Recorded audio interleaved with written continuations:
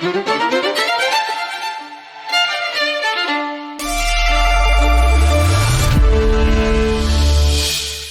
რიგში მოგესალმებით და მადლობა მოწვევისთვის, მადლობა იმ შესაძლებლობისთვის, რომ ეს პლატფორმა დამithმეთ და შემიძლია რომ თქვენ და თქვენს გარშემო შემოკრებილ ადამიანებს, ახალგაზრდებს ძირითადად ვესაუბრო. მე ვისაუბრებ საქართველოს საგარეო პოლიტიკაზე, საქართველოს საგარეო პოლიტიკურ არჩევანზე, ამას გავაკეთებ ცოტა უფრო ისეთ არამხოლოდ თქვა თანამედროვე საქართველოს საგარეო პოლიტიკურ ორიენტაციაზე და არჩევანზე, არამედ ცოტა უფრო ისტორიულ პერსპექტივაში, რომ შევხედოთ ჩვენს ქვეყანას და მის საგარეო არჩევანს. თუ გადავხედავთ ისტორიას, საქართველოს გეოგრაფიულად ყოველთვის იყო ისეთ ლოკაციაზე, სადაც ერთმანეთს კონტინენტები ხვდებოდა, ცივილიზაციები ხვდებოდა, კულტურები ხვდებოდა, არამხოლოდ ხვდებოდა, არამედ ხანდახან ისინი ეჯახებოდნენ ერთმანეთს.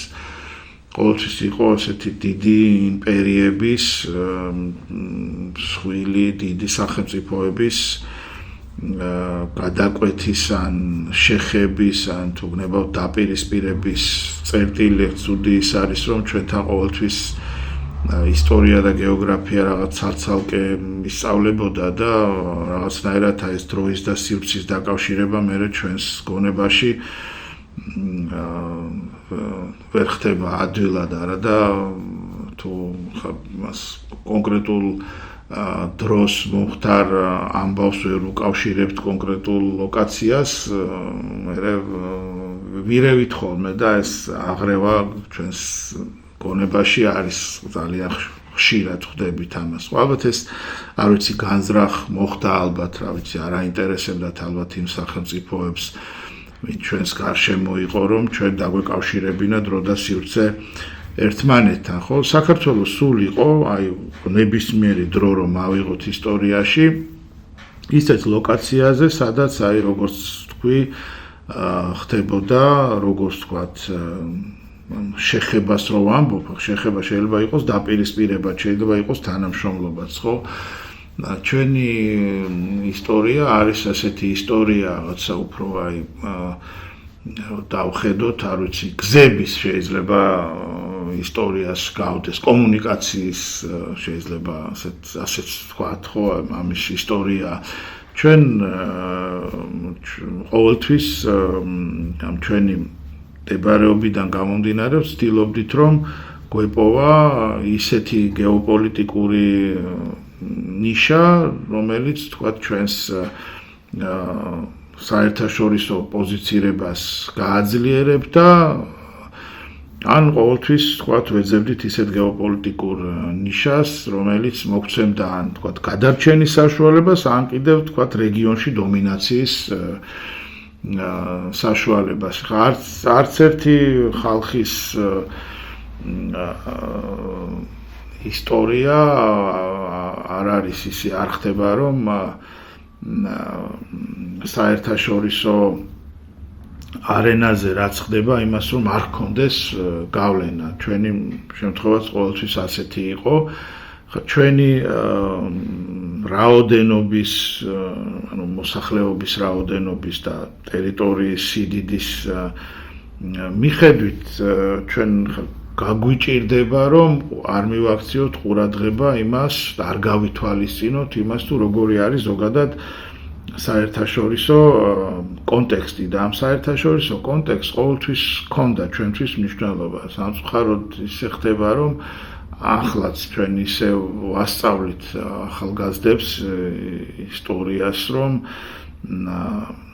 პოლიტიკასაც, რომ აი კონტექსტიდან არის თითქოს ამოგლეჯილი საქართველოს. ამ დროს ასე არ იყო, ხო, ახლა ვიცი უხსოვარი დროიდან, ასე პრეისტორიული ხანიდან ყოველთვის აქ თუ რაღაცა ქართული ტომების ან ქართული სახელმწიფოებრივი გაერთიანებები იყო, ყოველთვის გარეთ რაც ხდებოდა, ამას ჰქონდა ჩვენზე აუცილებლად გავლენა, ხო, აი მაგალითები რომ ავიღოთ, ხო, როცა თქვათ ვახტანგ გორგასლის დროს ერთმანეთს უპირისპირდება, აქეთ ერთ მხარეს არის ირანი, მეორე მხარეს არის რომის იმპერია, აი ვახტანგ გორგასალს უწევს ეს მანევრირება ამ ორ იმპერიას შორის და ძალიან დიდი დიპლომატიური ნიჭის და უნარების გამოვლენა, ისევე როგორც სამხედრო ნიჭის და უნარების გამოვლენა იმისთვის, რომ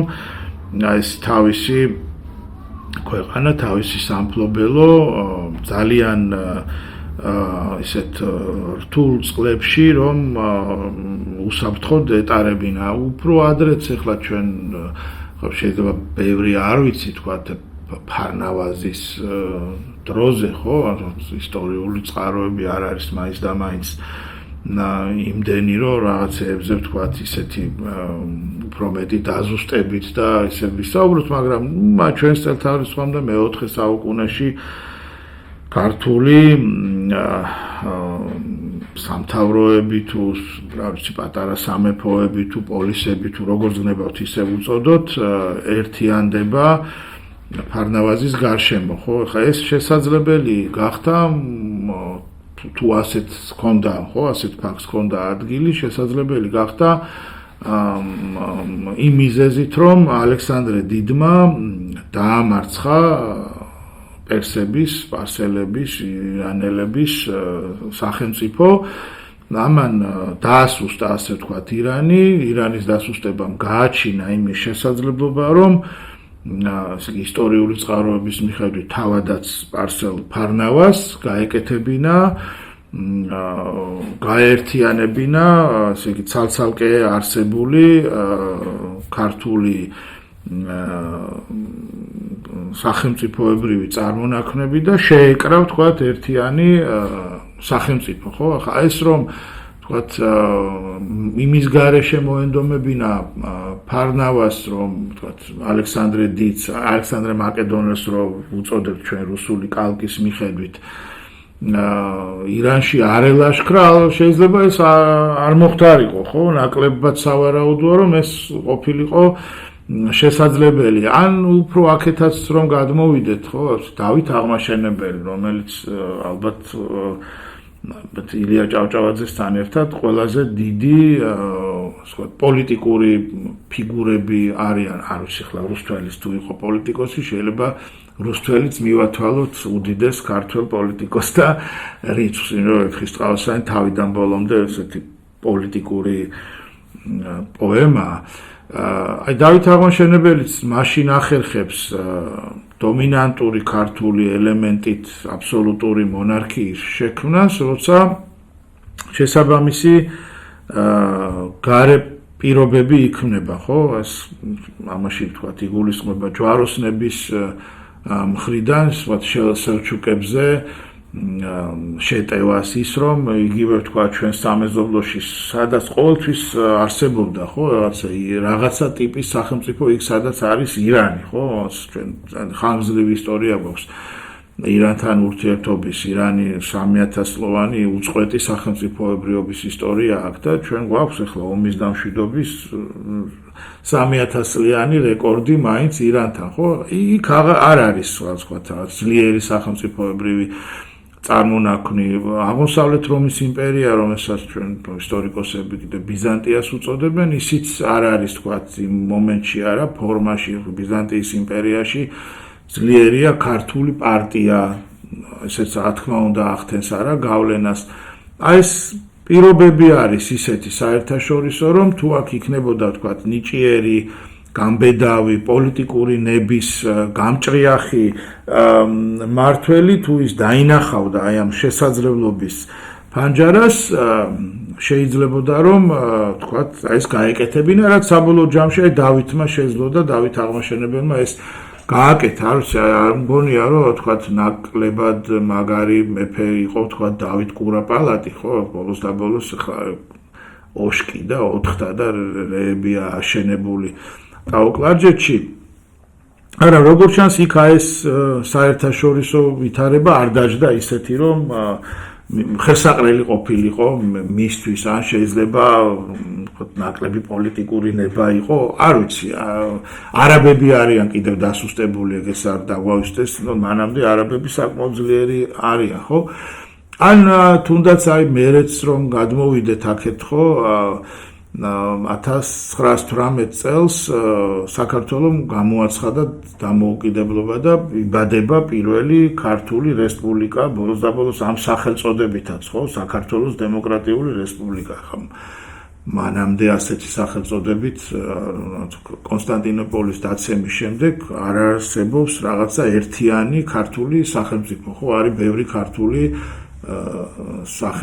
სამეფოები ან სამთავროები დაქუცმაცებულია ხო ის რასაც დღეს ვეძახით საქართველოს ხო ეგეც ხო საერთაშორისო გარემოებები იყო არა აღმოსავლეთ რომის იმპერია დაამარცხეს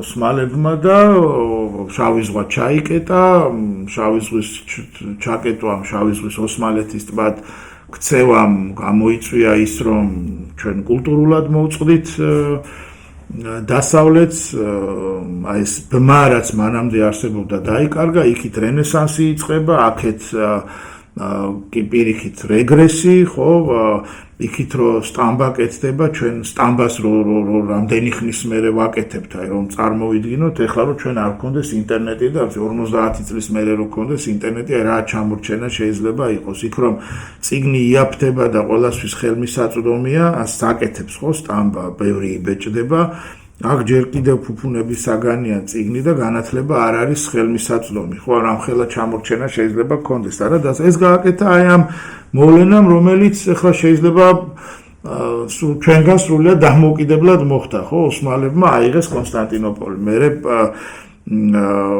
კულტურული ჩამორჩენის გარდა აი ეს რაც თქვი რომ ჩვენ რაღაცა გეოპოლიტიკურ მნიშვნელობას პოულობდით ეს სრულიად დაიკარგა ხო დასავლეთ ევროპამ დაიწყო ახალი გზების ძიება და ეს ახალი გზები ვაშკო და გამა და კოლუმბუსი და იპოვეს ახალი კონტინენტები შემოუარეს აფრიკას მივიდნენ ინდოეთამდე და აზიასა და ევროპას შორის ახალი ხიდი გაიდო ახალი გზა გაიჭრა ზღვით და ჩვენ აი ეს მნიშვნელობა რაც ჰქონდა დავკარგეთ ხო აი როგორ იმოქმედა ამან ჩვენზე 1918 წელს პირველი მსოფლიო ომი, რომელსაც ჩვენ სულ აღინიშნება მეორე მსოფლიო ომის დასასრული, და სულ აღნიშნავს, რომ იქ დაიღუპნენ ქართველები.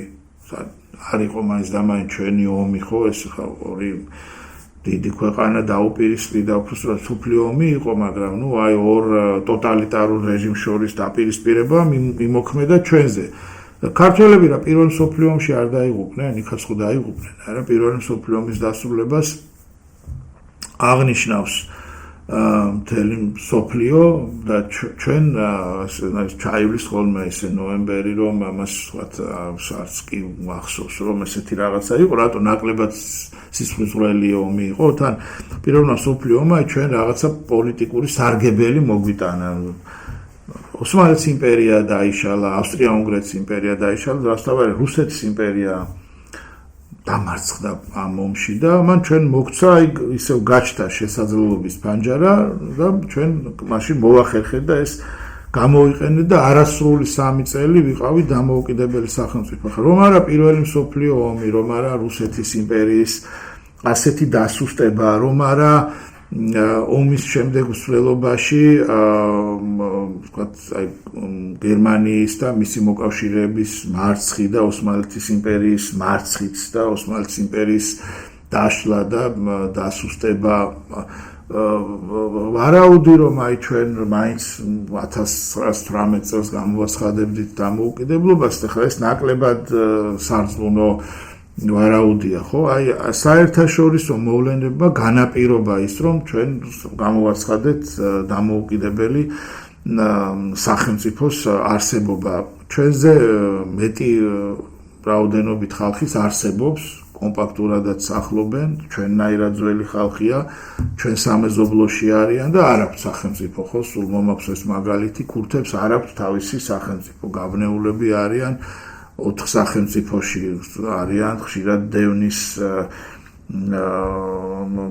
ობიექტი დიდარ ტერიტორიაზეც არიან, ხო, მაგალითად ერაყის კურდისტანი ნავთობის დიდარი ტერიტორია, ანუ რესურსებიც აქვს და მიუხედავად ამისა არ აქვს სახელმწიფო, არ ვიცი, შეიძლება ამის მიზეზი ისიც იყოს, რომ არ აქვს გასასვლელი ზღვაზე. ჩვენ ზღვაზე გასასვლელიც გვაქვს, მაგრამ ჩვენ არ გვაქვს რესურსები, ხო? ალმასი, ოქრო, ნავთობი, გაზი, რაც არის ძალიან მნიშვნელოვანი დღეს მსოფლიოში იშვიათი მინერალები არ არის ჩვენთან, ხო? ანუ ამით იმის თქმა მინდა, რომ და ბოლოსაც რომ აი 1985 წელს დაიწყო ეგრეთ წოდებული პერესტროიკა, რაღაც გარდაქმნის და დემოკრატიზაციის და საჯაროობის პერიოდი რუსეთის იმპერიაში და ამან რუსეთის იმპერიის დეზინტეგრაციამ დაშლა, ისევ გააჩინა იმის შესაძლებლობა, რომ ჩვენ დამოუკიდებლობა აღდგენა დამოუკიდებლობის გამოგვეცხადებინა და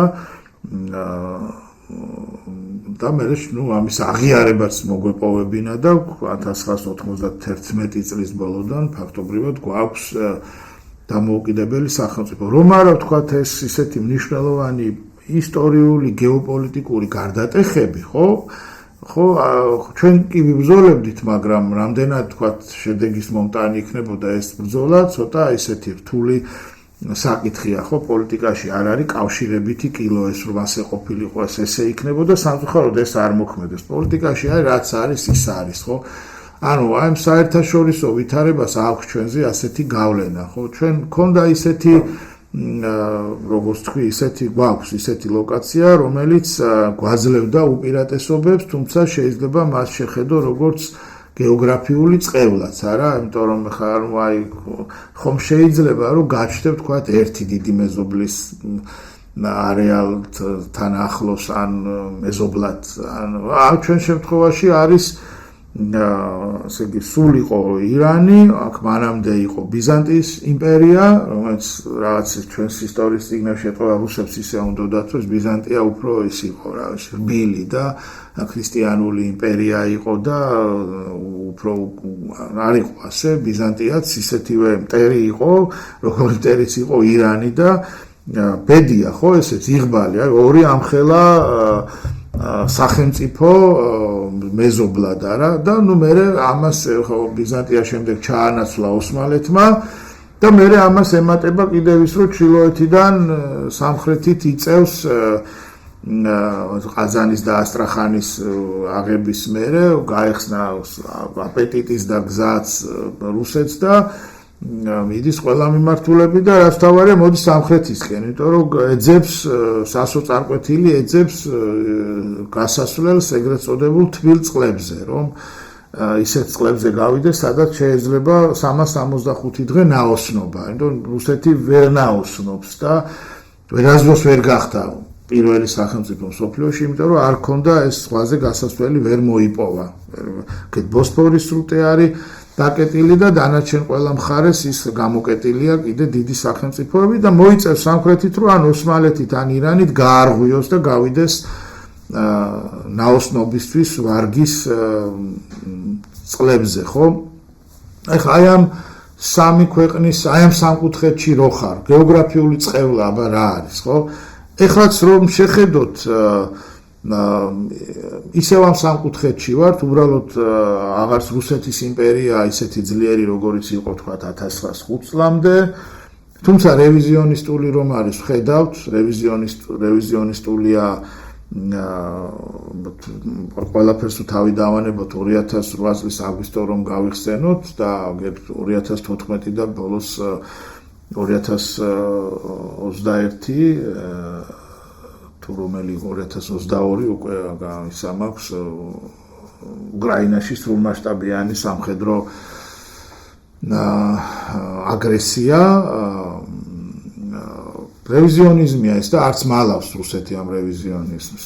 ირანი რევიზიონისტულია, ცხადია და ამას თქვათ ის შეიძლება ვერ ახერხებს თქვათ ისე, მაგრამ რათა პროქსების საშუალებით იმით ამის ცდილობს ყოველთვის ეს გავლენა შეინარჩუნოს მათ შორის თქვათ შავი ზღვის აღმოსავლეთ სანაპიროზე და შეიძლება ეს რეაქცია, მე მაინც გონია რომ რეაქცია, მაგრამ ეს რეაქცია გადაზრდილი არის ხოლმე ხანდახან იმაში, რომ თქვა თურქეთსაც უფრო მეტი აპეტიტი აქვს ხოლმე გახსნილი სხვადასხვა მიმართულებით. ანუ ჩვენ დღესაც ამ სამკუთხედში ვართ, ოღონდ ამ სამკუთხედის შემადგენელი ქვეყნები არ არიან ისეთი ძლიერი როგორიც იყვნენ, მაგრამ აქვთ რევიზიონისტული მისწრაფებები, რა თქმა უნდა, ეს მისწრაფებები ამ მისწრაფებებს არ უწერია აღსრულება, მაგრამ ეს იმას არ ნიშნავს, რომ ამ მისწრაფებებს აღსრულება რომ არ უწერიათ, რომ ჩვენ შეიძლება არ დაგვაზიანოს, ხო? შეიძლება ჩვენთვის იყოს დამაზიანებელი, ხო? ხა კიდე ამ ყველაფერს ემატებოდა ის ამდენი ხნის განმავლობაში, რომ ჩვენ სხვა ორ მეზობელ შორის იყო ომი და ეს ამ ომის ტყვეები ვიყავით ჩვენს, ამ ომის ძევლები აღმოჩნდით ჩვენს, ხო? ყარაბაღის კონფლიქტი მაქვს მხედველობაში, ხო? და ეს გეოგრაფიული წყევლა გქონდა, მაგრამ როცა შეგვეძლო ამ გეოგრაფიულ წყევლას ყოველთვის გადავაქცევდით ხოლმე გეოგრაფიულ უპირატესობად, ხო? და თუ ჩვენ აი ვახერხებდით რომ ეს გეოპოლიტიკური ნიშის პოვნაში რაზულისხმობ, რომ ჩვენ ვიყოთ სხვებისთვის საინტერესო, რომ ჩვენ გქონდეს მნიშვნელობა, ხო? და ჩვენი მნიშვნელობა როგორც ჩანს, ხო, რასაც უყურებთ ამ ისტორიულ ფაქტებს, იყო ის, რომ ჩვენ ვიყავით აი ამ გზაზე, რომელიც არის ჩრდილოეთსა და სამხრეთს და აღმოსავლეთსა და დასავლეთს შორის და აქ ვიძენდით ჩვენ მნიშვნელობას დიდი იმპერიებისთვის მნიშვნელოვანი იყო, რომ აი ეს გზა ეკონტროლებინათ, ხო? და თუ ჩვენ თქვათ ვახერხებდით, რომ ან თქვათ კარგი დიპლომატიური მანევრირებით, თქვათ ჩვენს ხელში ყოფილიყო ეს კონტროლი და საინტერესო ყოფილიყავით სხვებისთვის, ან თუ თქვათ გარშემო სუსტდებოდნენ დიდი ქვეყნები და ვახერხებდით, რომ ჩვენ გავძლიერებულიყავით და ცხადია ჩვენი კონტროლი ყოფილიყო ამ რა დავარქვათ, რა ვიცი, გზაზე, ხო, ან რა ვიცი, ან გეოგრაფიულ ჰაბზე თუ გნებავთ, კვანძზე, ხო? ну მაშინ ხო ბევრად უფრო უკეთეს მდგომარეობაში ვიყავით ხოლმე, ხო? და ლოკაცია კიდე ისეთია, რომ ახლა ამ დიდ ქვეყნებს გარშემო ყოველთვის უნდათ რომ თვითონ გქონდეთ კონტროლი ამ ტერიტორიის, ხა თუ აი მას ვიზამთ, ხო? დავაკვირდებით გეოპოლიტიკური ნიშის დაკარგვამ, რაც აი კონსტანტინოპოლის დაცემას უკავშირდება, ძალიან დიდი ხნით დაგვაშორა, როგორც ვთქვათ, ჩვენთვის ბუნებრივ ცივილიზაციას, ხო? ჩვენ ვართ შეიძლება არ ვართ არცეთ ინდოევროპელი ხალხი და გეოგრაფიულადაც შავი ზღვა, რაც ვთქვათ, ევროპასთან გვაკავშირებს, მაგრამ ჩვენ ვართ იმ ღირებულებათა სისტემის ნაწილი, რომელიც დგას რამდენიმე ძირითად ღერძზე, ხო? ერთი ეს არის ბერძნული ცივილიზაცია, გულისხმობ დემოკრატია,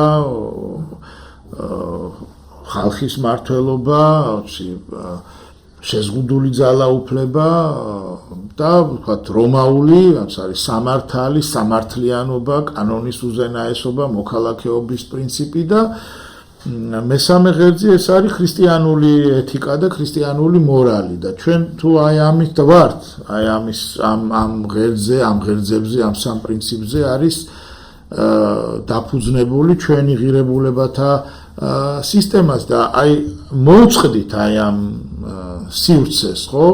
და დაიკარგა ჩვენი გეოპოლიტიკური მნიშვნელობა, დაიკარგა ჩვენი გეოპოლიტიკური ნიშა და ესე ისტორიას ხო უყვარს ესეთი ირონიები, იქ იმ ქალაქში აღდგა, მერე სადაც ეს დაიკარგა, ხო? ეს გულისხმობ კონსტანტინოპოლის დაცემა იყო 1453 და 1999 არის, აი როცა საქართველოს ევროსაბჭოს წევრი ხდება და უკვე სტამბოლის სამიტი არის ნოემბერში, როცა რუსული ბაზების საკითხი ერთ-ერთი ხელშეკრულების ფარგლებში, ხელშეკრულების მოდიფიკაციის ფარგლებში ხდება და თან ეს ახალი ეკონომიკური, ენერგეტიკული პროექტები იწყება და საქართველოს ისევ საინტერესო ხდება გარე სამყაროსთვის, ხო, რომ ამ შემთხვევაში ჩვენთვის ყველაზე მნიშვნელოვანი არის საინტერესო ხდება კოლექტიური დასავლეთისთვის, ხო, მათი ეკონომიკური და პოლიტიკური ინტერესი ჩდება უკვე აქ ამ ტერიტორიაზე.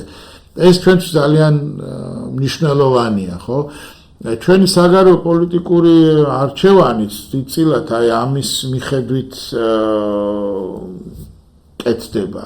ჩვენ ბევრი არჩევანი არ აქვს სინამდვილეში.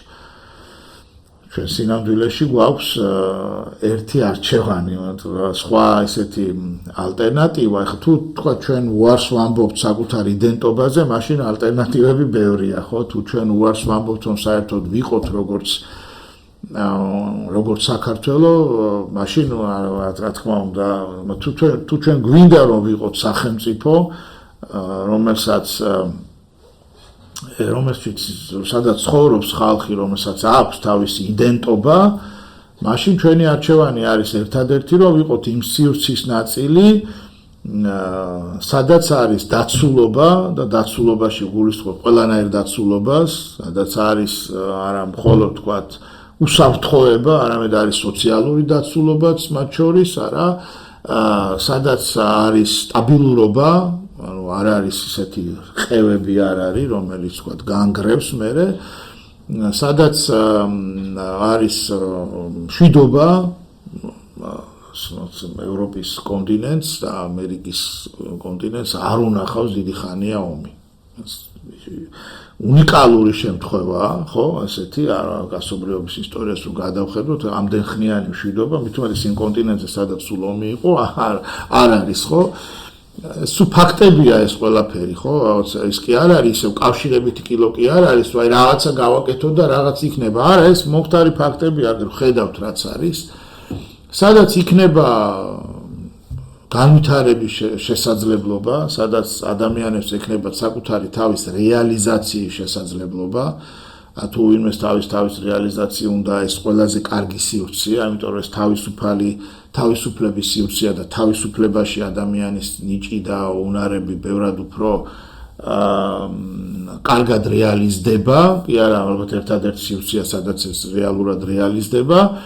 და ეს არის ასევე კეთილდღეობის სივრცე, ხო? კაცობრიობის ისტორიაში ასევე ვერ იპოვით ისეთ შემთხვევას, როცა 500 მილიონი ადამიანი ამდენი ცხოვრობს, თქვათ, ევროპის კავშირში, ხა ამას კიდე თუ დავამატებთ ამერიკის შეერთებულ შტატებს და კანადას, თქვათ, უხეშად თქვათ, მილიარდი ადამიანი ცხოვრობდეს ერთად ასეთ კეთილდღეობაში, ხო? ესეთი სივრცე არ არის და საბოლოო ჯამში რა გვინდა, ხო? ჩვენ გვინდა ვიყოთ დამოუკიდებელი ქვეყანა, შევინარჩუნოთ ჩვენი იდენტობა და თვითყოფადობა, ვიყოთ უსაფრთხო გარემოში, ცხოვრობდეთ მშვიდობაში, გქონდეს საკუთარი თავის რეალიზაციის საშუალება, ვიყოთ თავისუფალი ხალხი და გქონდეს კეთილდღეობა, ხო? აბა ხა ისა თავისუფლები ვიყოთ თუ ვაგზელებთ? ხო, თავისუფლები ვიყოთ და არ ვიცი, შეერკვდებოდეთ, ეგეც არ გვინდა, ხო? ანუ ჩვენ გვინდა რომ ეს ყველაფერი იყოს ასეთი სახით, ხო, მოცემული, ხო? ასეთი სივრცე არის მარტო დასავლეთი, კიდევ არა ვთქვათ, ხოლო ვთქვათ, გეოგრაფიული გაგებით, არამედ აი ღირებულებათა სისტემის გაგებით და ჩვენ სულ ასეთი არჩევანი გქონდა, მე ჩვენ საგარეო პოლიტიკურ არჩევანს უწოდებ ხოლმე ასეთ ფარტაძის არჩევანი, ეს ცნობილი ამბავი ეგრისის კრება, ხო, როცა მაშინ რა არის, იქაც აი ნახეთ, აქ არის ქართული სამეფო ლაზიკა, არის დაპირისპირება რომის იმპერიასა და ისევ ირანს შორის. ლაზიკა გადაწყვეტს, რომ იყოს ბერძნების მხარეს, ხშირად ჩვენთან როცა ბერძნებს ამბობენ, გულისხმობენ დასავლეთს.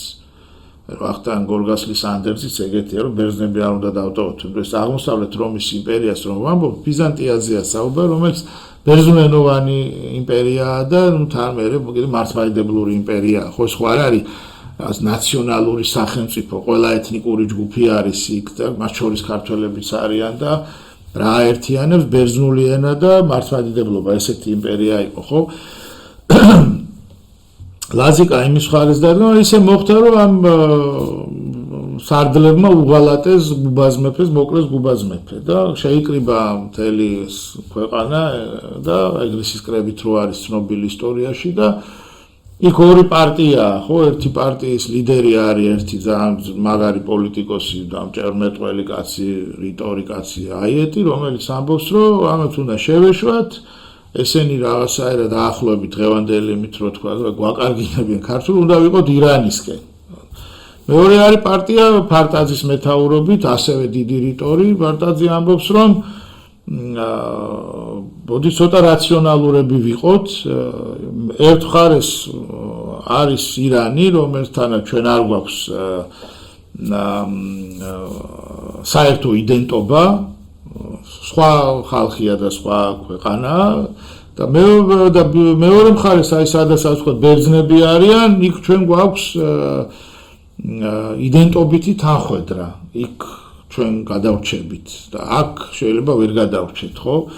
ეს არჩევანია. აი, ცუდად მოიქცა დასავლეთი, ასე ვთქვათ, მაგრამ ჩვენი არჩევანი არის მაინც დასავლეთი, იმიტომ რომ სხვა არჩევანი ნიშნავს ჩვენს გაქრობას. ჩვენ სულ ესეთი არჩევანი გვაქვს, სულ ფარტაზის არჩევანი. როგორც არ უნდა იქცეოდეს დასავლეთ ჩვენთან მიმართება, ჩვენ ყოველთვის უნდა ვეცადოთ, რომ ეს ინტერესი ჩვენს მიმართ იყოს და ეს ინტერესი იყოს დაფუძნებული ერთი მხრივ აი საერთო ღირებულებათა სისტემას, არა, რას თქვით არა, ადამიანის უფლებები, დემოკრატია, შეზღუდული მმართველობა, კანონის უზენაესობა, თავისუფალი ეკონომიკური საქმიანობა, ზოგადად ინდივიდუალური თავისუფლება, სამართლიანობა, სამართლებრივი სახელმწიფო და ეს ყველაფერი არის აუცილებლად ქრისტიანულ ეთიკასთან, ქრისტიანულ მორალთან, ადამიანი არის ყველაზე უფრო მნიშვნელოვანი, იმიტომ რომ ადამიანი არის თავის თავში ღმერთის მატარებელი და ადამიანს უნდა მოექცე კარგად, იმიტომ რომ თუ ყველა ადამიანში ღმერთია, ამ ადამიანის სახით ჩვენ ღმერთს უნდა მოექცე კარგად, ეს არის ქრისტიანული რწმენა და ეს არის ქრისტიანული მსოფლმხედველობა და შემწყნარებლობა, ხო, თუ ყველა ადამიანში ღმერთია, ყველა ადამიანის მიმართ უნდა გქონდეს მიმღებლობა, ხო, განურჩევლად იმისა, ის როგორ იქცევა, არა კანისფერია, არა ეთნიკური ჯგუფია თუ და ასე შემდეგ და ასე შემდეგ, ხო?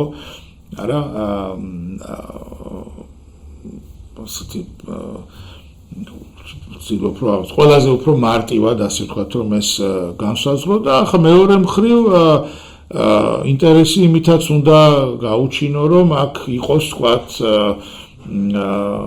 მისი პოლიტიკური და ეკონომიკური ინტერესები, ხო, რომ საქართველოს მოკავშირეობა მისთვის იყოს მნიშვნელოვანი, რომ საქართველოს არ იყოს მხოლოდ რაღაცის მიმღები, არამედ საქართველოს იყოს კონტრიბუტორი, თუნდაც ეკონომიკურ კეთილდღეობაში, თუნდაც საერთაშორისო უსაფრთხოებაში, ხო? აი ჩვენ როცა რაღაცა წარმატებას ვაღწევდით, ყოველთვის აი აქ ვიყავით რა, იგივე ვთქვათ, რომ ავიღოთ თქვათ თანამედროვე საქართველოში, ამას ცდილობდა შევარდნაძის ადმინისტრაცია, აი იგივე ცდილობდა სააკაშვილის ადმინისტრაცია, ხო, რომ გვეპოვა ჩვენი გეოპოლიტიკური ნიშა, რომ ჩვენ მხოლოდ რესივერები კი არ ყოფილიყავით რაღაცას, არამედ კონტრიბუტორები ყოფილიყავით რაღაცაში, ჩვენ მეც ვჯერა, რომ შეუძლებელია ევროპის უსაფრთხოება შავი ზღვის უსაფრთხოების გარეშე, ევროპის უსაფრთხოების გარეშე მსოფლიო უსაფრთხოებაა შეუძლებელი. ესე თუ ევროპული უსაფრთხოება არ არსებობს შავი ზღვის რეგიონის უსაფრთხოების გარეშე, ესე იგი იქ ჩვენ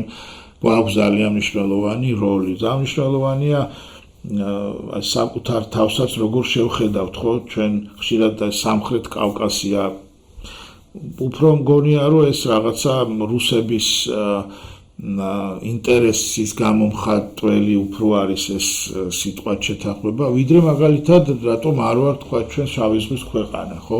შავი ზღვის ქვეყანა თუ ვართ, უკვე ბუნებრივად უკავშირდებით სხვა შავი ზღვის ქვეყნებს, ხო? მათ შორის არის რუმინეთი, ბულგარეთი, რომელიც უკვე არის ნატოს და ევროპის კავშირის წევრი სახელმწიფო, ხო?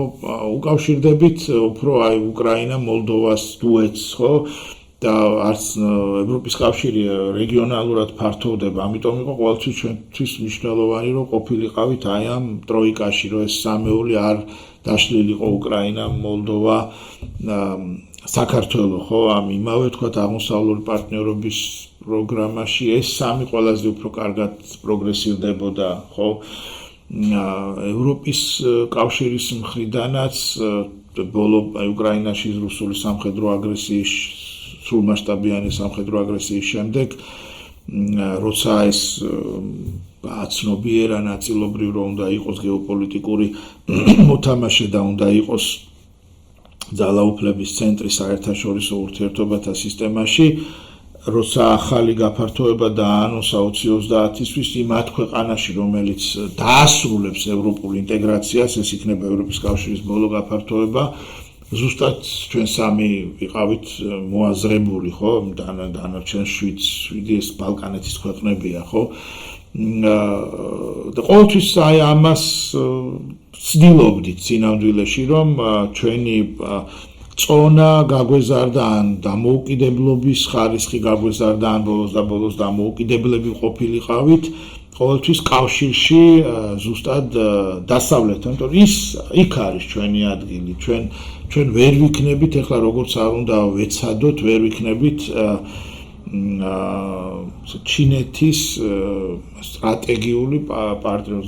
ეს არ გამოვიდა ჩინეთის სხვა რელიგიური წარმოდგენების, სხვა მორალის, სხვა პოლიტიკური კულტურის, სხვა ისტორიის, სხვა ცივილიზაცია, სადაც ჯერათ რომ თქვათ უშინ ქვა იყავი, ზეგ ხე იქნები, ხვალ ადამიანად მოხვალ და იქნები ის, რაც წინასწორები დაიმსახურე და ქრისტიანული ეთიკა და ქრისტიანობა ამას არ ამბობს. ქრისტიანობა გეუბნება, რომ სულ გაქვს გადარჩენის შანსი, ხო, ყოველთვის შეიძლება გადარჩე და ეს იქ არ არსებობს, აი ეს გადარჩენის ეს იდეა არ არსებობს მეორე ადამიანის მიმღებლობის ეს არ არსებობს, იქ გიყვარდეს მოყვასი შენი. ეს მარტო აქეთ არსებობს, მოყვასი სიყვარული. მარტო ამ რა ვიცი, ქრისტიანულ კლუბში თუ გნებავთ ასე რომ ვთქვათ უხეშად, მარტო აქ არის ეს. იქითაც აი ობლების თავშესაფარი ან შეზღუდული შესაძლებლობის პირების თავშესაფრები ქრისტიანული მისიების ხელშია. ჩინეთისთვის ეს სხვანაირად უყურებს, ანუ ვიღაცას თუ რაღაცა ჯანმრთელობის პრობლემა აქვს, იმიტომ აქვს რომ ამას იმსახურებდა წინა ცხოვრებიდან გამომდინარე და ეს არ არსებობს ქრისტიანობაში. ქრისტიანობაში არის მე-11 ჟამის მუშაკი, ქრისტიანობაში არის ის ყაჩაღი, რომელიც ქრისტესთან ერთად შევა სამოთხეში. ქრისტიანობა არის პატიებაზე დაფუძნებული, ხო? ეს ყველაფერი ჩვენი იდენტობის ნაწილია და არ ვერ გახდება შენი იდენტობა ასე სწრაფად და ასე მალე ჩინური, რუსულიც ვერ გახდა, ხო? აი მაშინ როცა თითქმის აი დასრულებული იყო საქართველოს რუსიფიკაცია, ენა რუსული, რწმენა რუსული,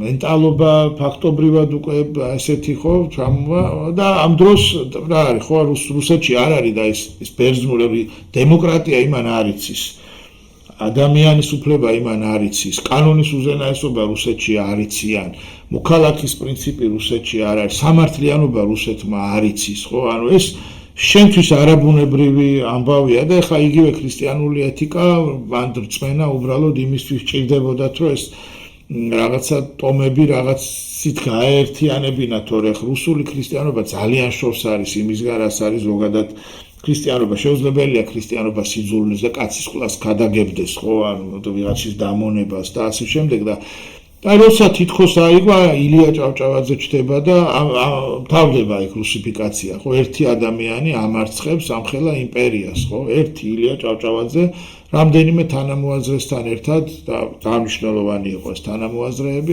იაკობ გოგებაშვილის ხვები მარტო დაუდგა თითქმის უკვე აი გარუსების პირას მყოფი ქვეყნიდან ამხელა იმპერიას და მას სიტყვით მოახერხა და დაამარცხა, ხო? ჩვენ გადავრჩით და დავიტოვეთ ქართველობა და შევინარჩუნეთ ქართველად. თქმა უნდა, ისეთი ვერა ალბათ, ხო, როგორიც ალბათ ილია ჭავჭავაძეს წარმოედგინა, მაგრამ ილია ჭავჭავაძეც ამას ამბობს. ილია ჭავჭავაძეც გვეუბნება, რომ ჩვენი ადგილი არის დასავლურ ცივილიზაციაში იმას ვეკუთვნით ჩვენ, მაგას ამბობს, რომ ჩვენ გვაერთი აი დაქუცმაცებული, დაქსაქსული საქართველოს ერთ ენაზე რო არ ლაპარაკობს და ქართველების ხელით ქართული სამეფო სამთავროების დაპყრობა რო ხდება და ამას უპირისპირდება ilya ჭავჭავაძეც, ხო ეს ეგრეთ წოდებული რაღაც კავკასიის ომები, ხო? და აი ამ ვითარებაში გეუბნება რომ რაღაცა მამული არ არის მარტო შენი ეზო, ეს გაგება ქონ. მამული არის მთლიანად მთელი ქვეყანა.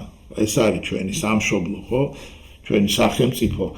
ენა, ხო, რომ აი ეს ჩვენ გვაკავშირებს და გვაერთიანებს ერთმანეთთან, საერთო ენა და საერთო ისტორია, ხო? თორე აგერ ოსმალო საქართველოს რო აქვს წინვალე სტატია, მუსლიმი ქართველები წაართვა ოსმალეთს ეს ტერიტორიები რუსეთის იმპერიამ და ეს მუსლიმი ქართველებიც აღმოჩნდნენ ჩვენთან ერთად და აი ეს უნდა გქონდეს მიმღებლობა, იმიტომ რომ ჩვენ გვაქვს საერთო ისტორია და ყველაზე მთავარი კიდე რასაც ilya ჭავჭავაძე სულ ამბობს, ჩვენ გვაქვს მომავლის ერთნაირი ხედვა. ეს მომავლის ერთნაირი ხედვა თუ არ არის, ვერ შედგება სახელმწიფო, ხო, სხვადასხვა რა შეიძლება აერთიანებდეს კატალონიელს და იმას, ხო, არის ბასკს და ესპანელს, აი მომავლის საერთო ხედვა. თუ ეს საერთო ხედვა არ არის, მაშინ მიდიხარ დეზინტეგრაციისკენ, ხო?